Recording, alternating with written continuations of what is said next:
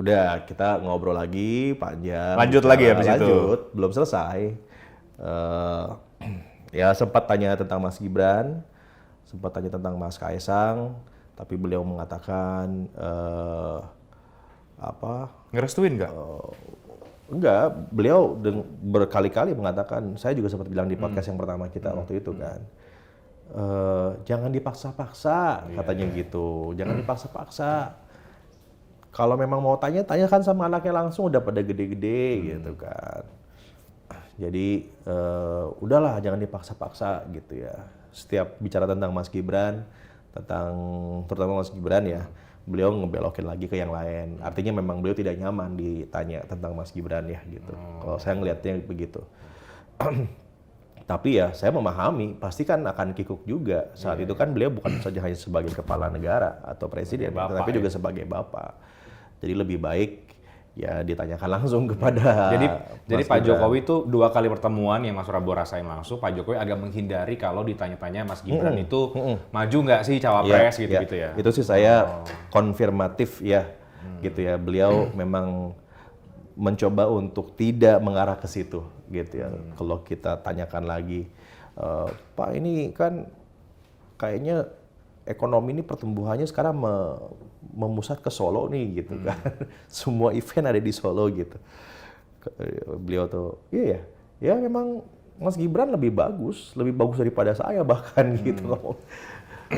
Apalagi kan kemarin ada lagi yang datang ke Solo kan, Pak Prabowo juga datang ke Solo, pasti kan ya memang lebih bagus anaknya gitu. Tapi ya sekali lagi beliau bilang jangan dihubung-hubungkan ke situ katanya.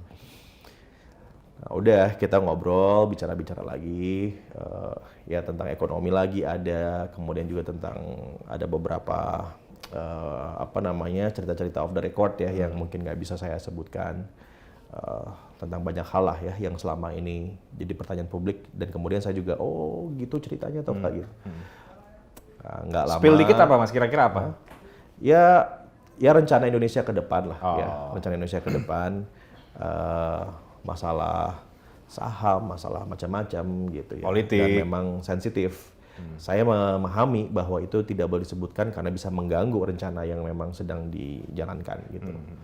Nggak apa-apa lah itu menjadi latar belakang ya yang saya pahami, nanti saya ceritain sama teman-teman off the record ya, supaya teman-teman wartawan juga punya konstruksi dalam membuat berita gitu yang lengkap. Terus break, makan siang, sambil makan siang, makan bakso, kita makan sate, sama es jahe ya, enak es jahenya. Kita makan, ngobrol lagi gitu, Sesi berikutnya, Pak, itu foto Maung itu gimana sih Pak ceritanya? Foto Maung, mobil Maung. Itu foto tuh Pak bakalan long last loh. Ini itu yang foto. ini ya yang Pak Jokowi sama Bu Iriana itu. Iya, yang di belakang. Pak Jokowi sama Bu Iriana di depan. belakang. Di depan Pak ada Prabowo Pak Prabowo sama dan Pak Erick Thohir. Gitu. Kan nggak mungkin Pak, ini kalau yang ngatur bukan protokol gitu. Iya. Sebelahnya kan ada Pak B gitu. Jadi gimana tuh dibalik? Tanya sama Pak B, saya tahu nggak gitu. Enggak Pak, Bapak nggak tahu. Jadi Pak Jokowi juga nggak tahu bahwa ada aturan ada momen seperti itu. Beliau bilang dari satu tempat ke tempat yang lain, kemudian agak jauh nih 1,5 kilo disiapkanlah mobil Maung. Tapi saya harus akuin kemarin yang bikin acara di mobil Maung itu ya, itu memang jago gitu setting-settingnya gitu menurut beliau tuh ya. Yang bikin acara?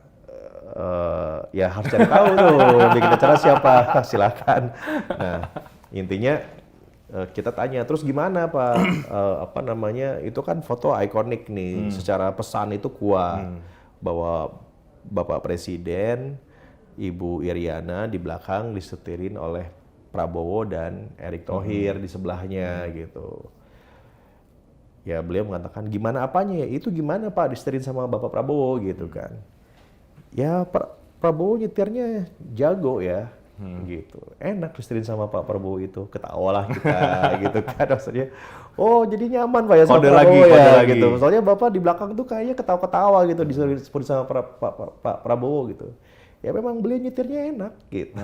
Kalau saya kan nggak mungkin, saya udah 20 tahun nggak nyetir, takut bahaya.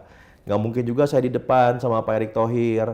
Nanti masa Ibu Iriana sama Pak Prabowo gitu kan? Atau saya sama Pak Prabowo di depan, masa Ibu Iriana sama Pak Erick Thohir?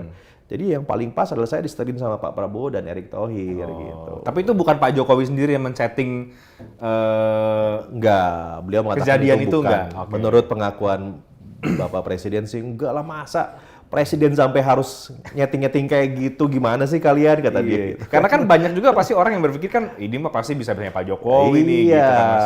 dan itu kan beredar juga di mana-mana. Ini bapaknya mau begini nih gitu kan. Tapi beliau dengan tegas gitu mengatakan, aduh, saya ini presiden gitu loh, masa iya saya nyeting-nyeting kayak gitu kayak nggak ada kerjaan saya aja, katanya gitu. Tapi bahwa yang settingnya jago ya silahkan gitu kan. Saya masa harus ngelarang, katanya. Nah, yang setting siapa kita cari tahu nanti. Kita cari tahu. Tapi intinya itu tadi itu. Di sini Pak Prabowo gimana Pak? Nyaman, kata dia gitu. Enak. Ya kita kan pada akhirnya hanya bisa begitu ya, membangun konstruksi-konstruksi berpikir yang baru. Dasarnya tentu ya asumtif. Saya harus akuin ya. Tapi statement itu diucapkan oleh beliau di pertemuan tadi gitu. Ya udah selesai. Nah ini mungkin juga pertanyaan berikutnya yang juga saya pikir menarik ya. Apa rencana Bapak Presiden nih Pak nanti setelah pemilu gitu? Mau jadi ketum partai Pak gitu. Aduh, apalagi sih ini, katanya. Emang saya harus nyari apa lagi gitu. Saya ini udah begini aja udah cukup gitu. Mas nanya tuh disebut nggak Mas ketum partai apa gitu? Enggak gitu. Ya kita kan sudah punya asumsi masing-masing gitu ya. Benar nggak nih mau jadi ketum partai tertentu gitu kan? Beliau enggak, apalagi sih, kata dia. Saya mau pensiun. Saya mau ke Solo. Udah, saya mau ke Solo. Bener Pak, Bapak masih muda loh. Masa langsung pensiun kayak gitu kan? Bapak masih bisa memberikan karya gitu kan. Kalau saya mau pensiun aja. Ya, ini kan jadi satu headline baru, headline juga. Jadi nih, Pak Jokowi nggak mau jadi ketum partai setelah iya, retire nanti. Betul, beliau mengatakan, aduh apalagi sih ini gitu. Karena udah kan cukup lah. Info-infonya kan tawaran jadi ketum partai Gerindra, ketum partai Golkar, macam-macam Mas. Ya gitu. Sama beliau juga mengatakan gini juga, ini jangan semuanya itu menunggu arahan presiden gitu. Jangan kayak gitu. Jadi saya tuh kayaknya jadi bahasa Jawanya itu paten-pateni katanya. Semacam alibi yang nyaman gitu. Ada apa-apa nunggu arahan presiden. Ini maksudnya buat partai, buat partai, buat capres, cawapres gitu. Menunggu arahan presiden itu ya masa gitu kok harus nunggu arahan saya kalau untuk hal-hal yang memang bukan pekerjaan kenegaraan gitu, beliau mengatakan. Tapi banyak Pak yang ngomong kayak gitu, partai ada, banyak, capres ada, cawapres ada gitu. Nah itu dia gitu, itu tuh paten-pateni gitu kata dia. Coba perhatik, apa Pak bahasa Indonesia Pak? Ya alibi kata dia. Ya memang paling gampang lemparnya ke saya semua.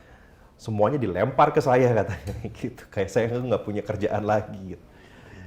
Ya kurang lebih itulah tadi obrolan yang kita cukup panjang lebar bicarakan selama 2,5 jam tadi. Tapi kan banyak partai yang tadi Mas Robo bilang ya. Kita juga kalau ketemu orang-orang partai jawabannya kan gitu ya. Kita sebenarnya menunggu arahan Pak Jokowi nih, jadi bingung mau ke kiri mau ke kanan. Iya, ya itu yang kita tanyakan gitu deh. Dan jawabannya seperti itu. Ini saya nggak nambah-nambahin ya. Jawabannya kayak gitu-gitu. Saya ini udah terbiasa loh dipaten-pateni katanya. Apa tuh bahasa Indonesia ya Pak Pratik gitu, ke Prof Pratik ya, Mensesnek yang ada di sebelah beliau gitu. Saya posisinya di depan, beliau di seberang. Bukan jadi korban tapi jadi alibi gitu. Kalau belum ada apa-apa arahan presiden, saya sudah dapatkan restu presiden, kayak gitu-gitu loh. Ya, kemarin ada satu partai katanya merapat ke salah satu calon. Jawabannya apa? Sudah mendapatkan restu presiden. Belum lama ini ada kunjungan partai katanya ke partai yang lain. Dibilang nggak mungkin presiden nggak merestui gitu. Disebut nggak partainya apa nggak disebut? Nggak, ya disebut. Kita sama-sama tahu lah partainya apa itu ya. Tapi yang jelas menurut beliau itu ketemu aja enggak katanya gitu. Kok harus saya restui? Jangan-jangan mau- gini kali Mas ya, ini partai-partai ini juga membaca, mengasumsikan lagi Bisa jadi. yang tadi Mas Robo bilang, Betul. Pak Jokowi sebagai profesor semiotika itu gitu. Jadi kan Bisa kayaknya jadi. Pak Jokowi nyamannya di Pak Ganjar, kayaknya di Pak Prabowo gitu. Iya. Kesini kesini Iya, gitu. bisa jadi.